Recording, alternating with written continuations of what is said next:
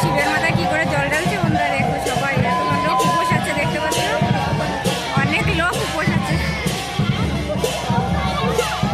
পরের কাছে চলে যা মানে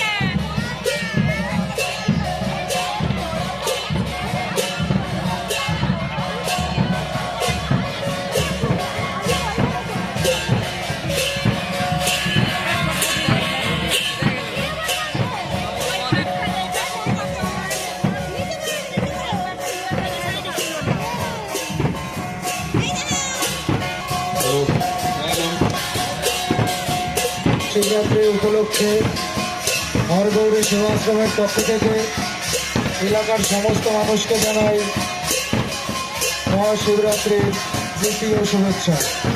আপনারা আসুন, আমাদের এই মহানামযজ্ঞে অংশগ্রহণ করুন।